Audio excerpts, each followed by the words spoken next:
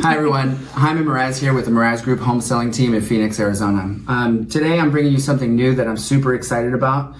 This is going to be the first of many interviews with key players involved in a smooth real estate closing. I'm going to chat with professionals of all types that interact with the housing market in different ways, whether it be your lender, your escrow officer, your handyman, your contractor, even other real estate agents in different markets, trust attorneys, and maybe even a local school official here and there. It's my goal that through these conversations, you meet some really great people and learn something along the way. So now today I have the pleasure of spending some time with a great friend and a great referral partner. He's the CEO of the Weber Group at Fairway Independent Mortgage. He's one of his company's top producing loan officers. He's grown his business by almost 50% in less than 12 months, which is unbelievable growth.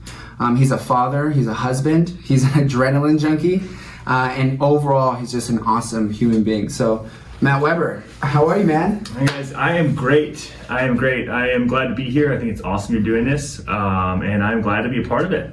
Cool, man. I'm really happy to have you. Yeah. So I want to start by asking you, why don't you share with everyone how you got into the mortgage industry and just the twists and turns that brought you to where you are? Cool. So I have been in the mortgage business since 2012, so I'm on year 7 right now. I started because I was at a job where I had worked my way up to a management position. I saw a cap and I wanted more. I've always wanted more. I set my goals high, and when I hit that cap, I was like, I gotta do something about this. So I got an opportunity to join a team, a lending team, and it clicked for me. So what I've found with mortgages is there's lots of problem solving. So, and I've learned this over my career, I like to find problems and I like to solve them. The perfect thing about mortgage is that's what a lot of it is. So I was on the team for 5 years, and then about 2 years ago, branched off with Fairway Independent Mortgage and started my own book of business. And that's where, my 2 years of success has come from.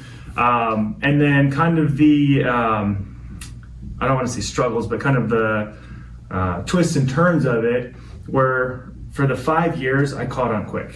And I was structuring loans, figuring out how to make deals work, stuff like that, while my boss was bringing in business. And for some reason, I had in my head that he can sell and I can't. And I thought that missing piece was something I would never have. And then I, grew the courage about 2 years ago to try that selling piece. And what I really quickly realized is selling is not what I thought it was. I was so afraid of this. I was so afraid of taking that risk that I let that get in front of me. And then when I finally took the dive to do it, I told myself, there's no way I'm gonna fail at this. I cannot allow myself to fail at this. And so hit the ground running. First year was amazing. Second year kind of blew my mind. To see myself up there with some people that I really respect in the industry that are doing, the production that I never thought that would be mine. So I'm still learning that, but I'm really happy. We're building a team now, and the progress has been awesome, and we're going to continue to grow. Cool, man. I actually remember when you were starting off on your own, dude. I remember that, man. We were driving up to Flagstaff. Yeah. Right, and you were sharing with me your whole thought process and your mindset. And I'll tell you, man, from the outside looking in, I was like, how does Matt not know that he's going to succeed at a massive level? I really, truly had that full confidence in you, and I'm super excited about your growth, dude. So thanks for sharing that, man. I appreciate that, man. Of course, I do remember that. Yeah, right. So now I know you have relationships established with several great real estate agents, and that's a key factor to your success in real estate, right? Why don't you talk a little bit about the realtor-lender relationship and how that benefits the client in the long run? So most of my business is from referral partners as real estate agents. And the way that I like to say it is I would say all the agents I work with, they want control of the transaction.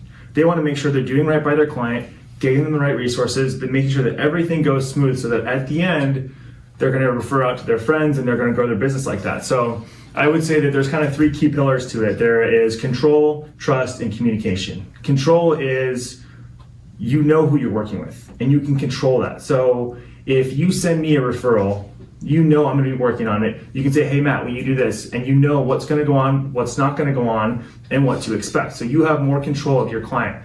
And the client can then have more control of things they need from you. Trust is huge because we're talking about a huge transaction. So they've trusted you to help them find a house. And when you connect them with the lender, they're trusting that that person is going to do right by you.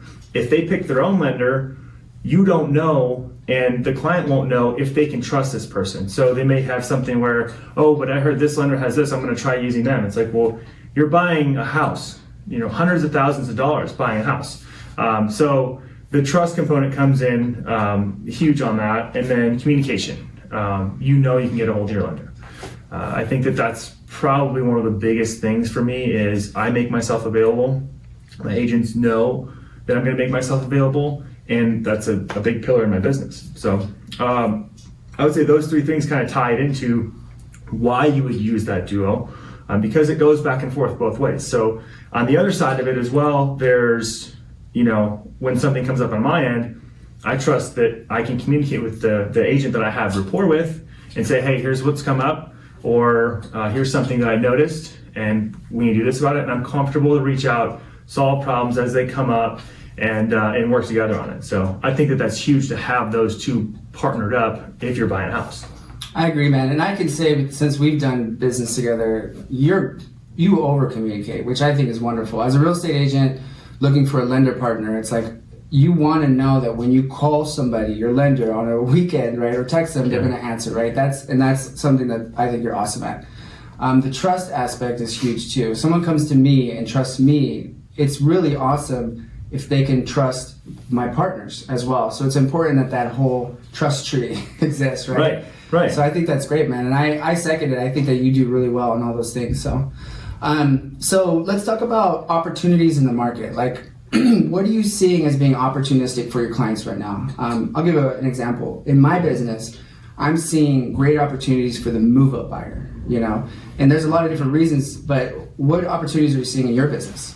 So honestly, on that topic of move-up buyers, I'm seeing a lot of opportunity and it might not be right away, but rates are low right now, and that's all over the news. So what I'm seeing with that is a lot of inquiries on refinances, and people think that I just have to refinance. But what that conversation is actually converted to is I'm getting more information on their goals. Like, oh, I want to refinance, or my buddy got a rate in the threes or whatever it is. And I said, well, that's great. We can look at refinancing because I did your loan last year. But what's the end goal? Like, what's the next move? And what I'm finding is that next move is closer than they think. And I said, well, you've been in that house for, a year and a half, 2 years. You've got equity in that house. Are you considering moving up or whatever? And then what we're getting a lot of is hang tight. You can either sell and buy or start building your investment portfolio. Yep. Like, you've lived there for a year, go buy another house with little down, rent out the prior house. Now you have an investment, an appreciating asset. So that's been a big conversation that's been come up, is the kind of the move up based on, hey, rates are low, should I refinance? Yeah. Another thing is I saw a lot of it last year, and I'm seeing more of it now, second homes, vacation homes.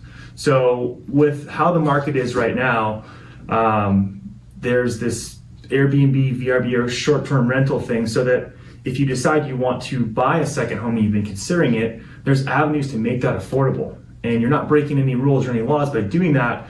And that's all technical stuff, but there's more opportunity to buy that cabin, to buy that beach house, to buy that place in Scottsdale. And so I've been getting a lot of inquiries on that. That's awesome, man. I think it's great that you have the experience and the mindset to talk investments, because I've always noticed that a client comes to us and they're buying a home, right? And I think the wise counsel of, is this a good investment for you and your family, and is it in alignment with your goals, is a conversation that isn't had enough with other lenders and other realtors. And I think that that's awesome that you have that personal experience. Yeah, and on, to kind of backpack on that, there's the the trust from the client, and it's, hey, I want to refinance. And it's like, well, good thing you called me because I'm going to tell you no. Yeah. Say no, stay put. You're saving $100 a month, but big picture, you're taking on new closing costs, and are you considering everything else? Yeah. And so I always say, I kind of joke around, I suck at selling refinances. I'll just be transparent about it. Like, if it makes sense, I'll do it, absolutely. But so many people are in it to make a quick buck. Yeah. Where I'm thinking the next house they buy, because that might fit their goals better than just saving $100 a month or something like that. Yeah. So. And I don't know if a lot of people know this, but there's actually a formula on whether or not you should refinance, and people don't know that. And if you plug the numbers into the formula, and the data will tell you whether or not it's a good idea for you. And I'm sure you'll go over that, when the time comes if someone asks you specifically. But tell me, what are the 3 top questions that you're getting from your clients throughout the mortgage process? So this one, there's obviously several questions, and I think that they're just they're basic questions, and so it's going to be nothing new. But what I see, first question I get, let's say I get a referral in, they've got my number, or I got their number, I'm calling them, and the first question is, what do I need to do to get pre-qualified? I want to look at houses, I need to get qualified, I have no idea what I'm doing, can you help me? So it's, what do I need to do to get pre-qualified?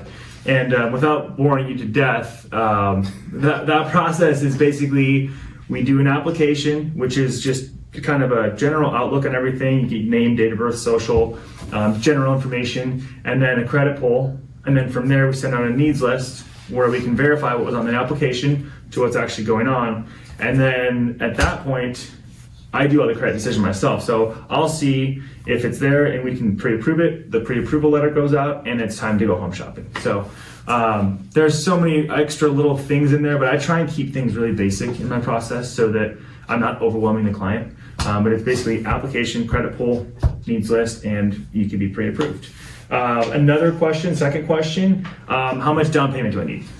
So this one comes up, I'm still surprised it comes up as much as it does, that you don't need 20% down. Like, you don't. And it blows my mind how little that's out there, And so, I mean, it's all relative. So yeah, if you put 20% down, you're gonna have the best payment. Yeah. But you can there's 0 down programs, down payment assistance, 3% down, 3.5% down, 5% down. So that question usually is followed up from the client of like, well, how much are you comfortable putting down? Have you set aside funds for the down payment? Yeah. From there, I can kind of gauge. And so if it's like, oh, I don't have, money for a down payment right now, it's like, then I have to read in further, are you in a position where you can afford a slightly higher mortgage payment? Because that could get you into building real estate wealth faster if it makes sense. But I'm not going to put them in a position where it's like, oh, you don't have a down payment, here's this high payment, let's get you in trouble. Yeah. Because that's a thing that happens, we see in the business. But it's a good starter to get into the rest of their goals. Number 3,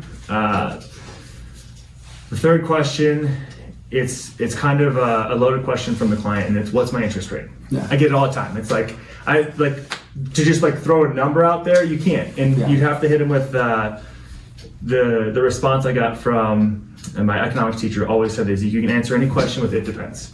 And in this case, you really can answer that with it depends.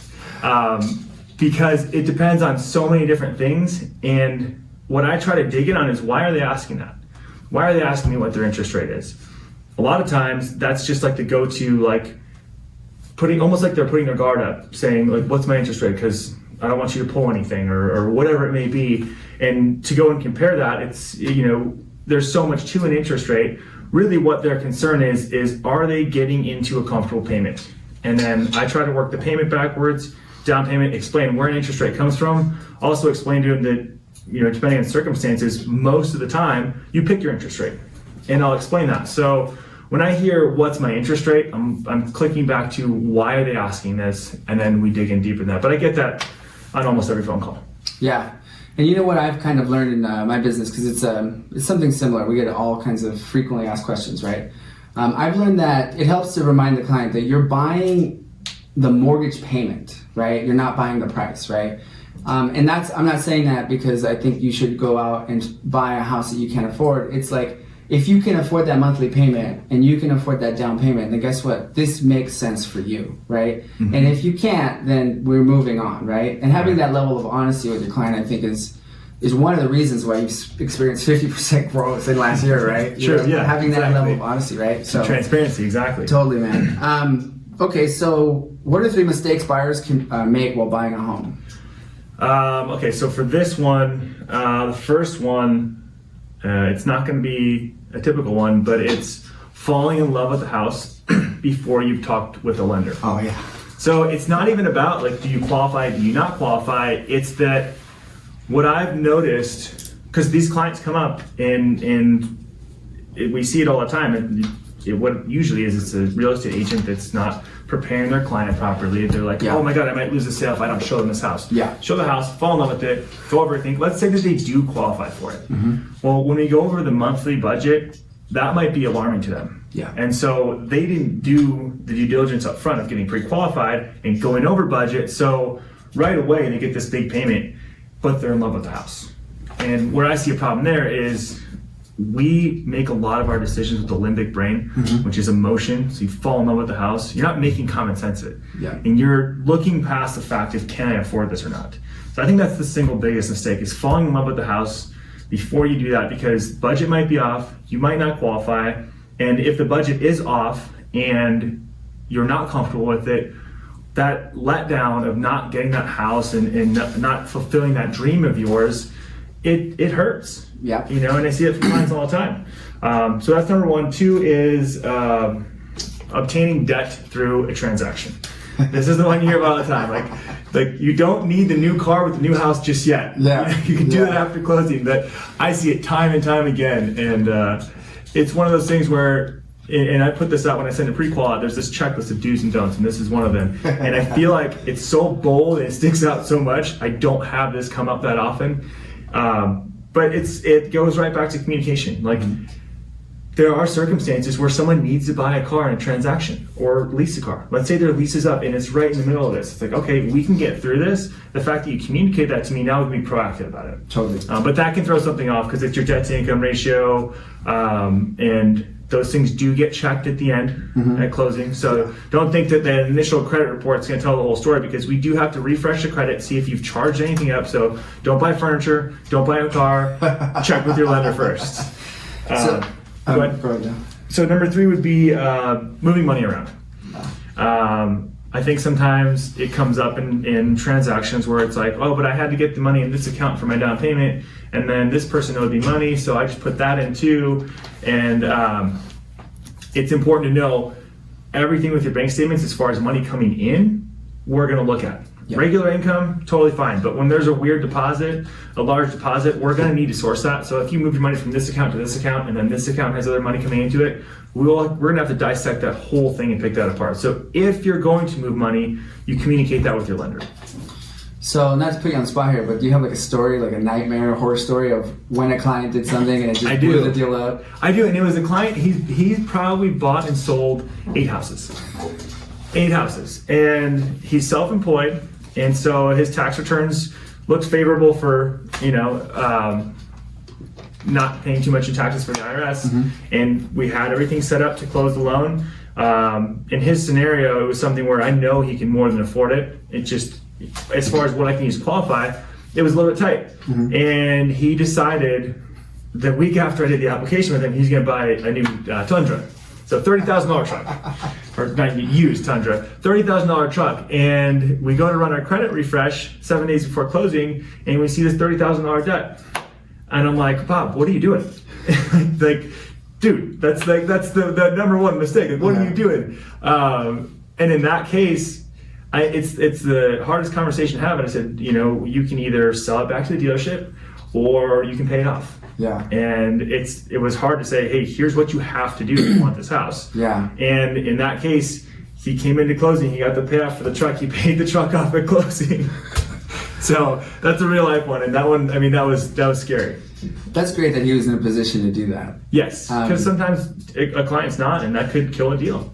Yeah, I actually had a deal fall apart the day of closing, because they refreshed credit and she bought a $20,000 vehicle and she financed it, and it just blew everything apart. And she lost her earnest money because of it. And it's a very difficult transaction to be a part of, right? So so don't take out new debt if you're planning on buying a house or in the process of buying a house. Resist. Okay, so what's your opinion of our current market right now? And what do you think we're headed in the next 12 months? Not just interest rates, but everything mortgage related. And then your advice for home buyers that may be on the fence of buying. So, and I may be optimistic on this. It's my job, so I guess it's part of it is might as well be optimistic. I think that within the next 12 months, I think rates are going to stay about the same. They might go up. I don't think they're going to go down. If they do, it might be because of this thing we keep hearing, this light recession that we keep hearing about, which kind of, so that's rates. Like, I think that rates are going to stay about the same. They might go up, might go down. Really hard to predict that because we're in an election year, so things are always going to be uncertain with that. The recession we keep hearing about, I don't think if we have a recession, it's going to be a big one, and I don't know if it's going to be this year, next year, if we have it. But I think a lot of people, I don't want to say investors, but a lot of people are kind of waiting for that because they think, well, we're going to go right back to the drawing board, 2011, where you can get things for so cheap. But that was a housing crash. Yeah. If we have a recession, it's not going to be a housing crash. And historically, recessions don't move backwards or even correct, and a correct would be a 10% drop in price. So I think it might slow appreciation, but I don't think it would be a wise decision to wait until something like this happens to buy at the rate things are appreciating right now. And that's kind of how I see the housing market right now. There's no real indicators that I've been aware of on the research that I do that there is something big coming that's going to drop prices. But we can't see past 3 to 5 years. Yeah. And we just really can't predict that. So that kind of covers all that stuff. I think if you're on the fence, there's a couple things to consider. One, what if appreciation continues at the rate it's going, or even slows a little bit? You're still missing out on that. What if rates go up? And then the other thing is, if you do buy a house, and let's say the market goes flat, you're forcing savings into your principal balance. You're paying down a mortgage. So between paying down a mortgage and whatever the market's going to do, I think you're putting yourself in a good position now. I think that waiting, you're still leaving money on the table. And you got to look at the investment of not just a mortgage payment, but what's in that mortgage payment. There's insurance, there's taxes, there's principal and interest. And so I think what a lot of people don't realize is that principal that you're paying every month. Like, that needs to be factored in when you're comparing it to rent, because you're forcing savings, whereas rent, you're just giving someone your money. I 100% agree with you, man. I know that, so I look at it from the data, right? Demand is super high, rates are low, and there's no inventory, right? The factor that's going to keep driving the market in a healthy direction is demand. Mm-hmm. We live in a very, very highly desirable state. People love Arizona, and it's showing in the numbers because people are moving here on a high level, right? We don't have enough houses for them to buy, and we don't have enough houses for them to rent, right? So all in all, I agree 100%. And I think that if you are on the fence, 12 months from now, you're just going to pay more per month and more for that house. And that's just the data, and that's what the picture that it's actually painting. So yeah, and I've actually had that conversation with people that were looking to buy last year. Now they come around to this year and they're like, oh, there's just nothing out there. I'm like, remember this conversation I had? Yeah, there was barely anything last year. Now there's really nothing. Yeah, it's like, remember when you were like, oh yeah, but things should go down. Well, I told you it might not. Here we are. You know? Now you did a second job. Exactly. If you want to buy the same house. So, okay, so I want to change gears a second. Now, I want to know what your why is. Like, we all have a reason for getting up in the morning. We all deal with adversity, right? We have high stress jobs, right? What pulls you through the muck when there is muck to be pulled through, right? Yep. And there is in this business, it's 100% commission, and there's a lot at stake. So I took some time to think about this one, and I would say it's a pretty generic why, and I'll break it down into more whys. But it's basically, I care about families. Mm-hmm. And so you may ask, well, if you care about families, why aren't you a social worker, or why aren't you a school teacher, or something like that? But if you break it down, let's break down the separate types of families. There's my family, and that's number one. It's always going to be number one. And I've got a beautiful wife, I've got 3 amazing kids, and that is my first why. It's for them. So I can provide them the life that I want them to have. And so that's going to cover the first one. Well, part of this whole career and the potential of it is that, well, now I'm hiring employees and I have employees and I'm helping their families. So I get to contribute to their families. And that is, to me, so purposeful and so important. And it makes me feel really important. Like really, that's the bottom line of it. And then it goes to referral partners. So I'm protecting your paycheck that's going to your family, that's helping your family.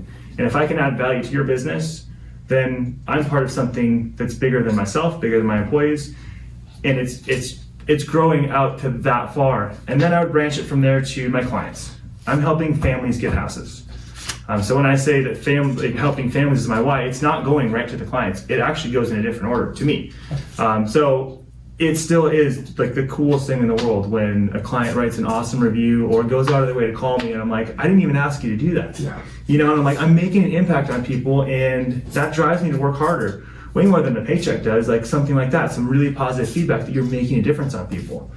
And then the last part of it is I'm able to give back. I've got my daughter Zoe, as you know, she's got a congenital heart defect. And so conditionally, I was forced to do a club of heart warriors. Yeah. So like that was something I didn't have a choice to join that club. But when I was made aware of that and that part of our life changed, I decided I wasn't going to be a victim of it and I was going to help this community. Because when I was in the hospital, I saw a lot of families struggle and I saw a need for help that wasn't there. And so when we're doing what we're doing and I'm able to put my all into it and our business is growing, I'm able to give back more. I've kind of put a lot of that in Krista's hands now, my wife, but we're contributing financially every single month, and any chance I get, I'm donating my time as well. So because of this career, I'm able to do those things, and that ties all into the why of I care about families. It's a powerful why, man, and that's really well thought out, dude. And knowing you, man, I think I can see it. You didn't have to say that, and I could sense that was what you were putting out into the world. And I just think that's such a wonderful thing, and I think it's one of the reasons why you're so successful. So I appreciate that. Okay, so to kind of wrap this up, there's thousands of loan officers out there, right? Yes, right. A lot of us. So yeah, tons, right? So I guess the question is what sets you apart from everyone else, and ultimately, why should someone choose to use the Weber Group when they're buying or a home or refinancing? So tying right back into the why is that I care. Like I really genuinely care. Yeah. And I feel like when I get a referral or get a client, I'm assigned a task from a referral partner. That's my duty to execute and put 110% into it. So with that, there's other parts of the process. There's communication. I keep communication my number one priority. It's being available for my referral partners, it's being available for my clients, being available for my employees, and I'm huge on that and I won't budge on that. With that, there's availability. So when you talk to me, you have my cell phone, you can text me, you can call me, and then to branch off of that is I take the ego out of it. So I don't ever want to be in a position where it feels like I'm talking down to a client. I'm thinking of it as if I were the consumer and I had concerns and I felt any ego on the other side, I probably just wouldn't ask those questions. I'd be stressed out and it wouldn't be a comfortable transaction for me. I would just assume everything's gonna be fine, taking on this big risk of buying a house and hope that everything goes well. Well, what I do with my process is I leave it really open to the client, and I'll say it's literally part of my script, even though I don't have it written down. It's I usually end the initial phone call of there's one thing I ask of you as a client. It's if you have any questions, any concerns, there's no stupid questions, you please text or call me, because if you don't and you start to worry, this transaction will not be fun. And it could be the most simple question, but the second it comes to mind, text me. You're never gonna bother me, just text me or call me. And that's been huge for my clients. And I think that's the reason that I'm getting the reviews that I'm getting in the past client referrals and realtor referrals I'm getting. It's communication and trust, and I'm completely transparent about everything. Like the refi thing, I suck selling refis. It's just, if it doesn't make sense, I'm not gonna sell it. And I can't tell you how many of those phone calls have turned around to they're like to the moon, excited that I would actually be honest with them. Yeah. So communication, trust, and transparency, I would say. It says a lot about you being in commission and saying no to a commission check. That to me solidifies, just how awesome, your level of service is. So I agree, and I think just working with you, I can add to that. I agree, you're a great communicator. You make people feel safe. This is a big transaction, and there's a lot of emotions running around, and it's important that you feel you have a safe space where you can ask a question, even if you think it's a dumb question, because chances are it's not, right? No. And you're great with that, man. And one thing that I really love about Matt is, we go snowboarding and we hang out, and it's like, we'll be up in Flagstaff, we'll be on the mountain, we'll be all buckled in, and he's on his phone talking to his realtors, right? There's business to be had and there's things to be done. He's having fun, but he's also handling business. And I personally, that's one of the reasons why I love him and why I use you, man. So, so I can appreciate that, and I know other people can appreciate it. So, what do you think? Did we provide some value today? Do you think anyone watching this would watch this and maybe get some questions answered? I do. I think that there's two things that I think are really big in this. It's that it's informative. There's no doubt that it's informative. It's things that you just don't hear about that often. It's just like, oh, if you're going to buy a house, you need a lender. You're going to just have to trust this person. But this kind of breaks it down into more of a personal, I think it has so much more to do with the trust. And then the other part of it is, I think that there's value in it that you're putting this out there to help people. I think that's the biggest value. And it's from a real source. We're just having a conversation.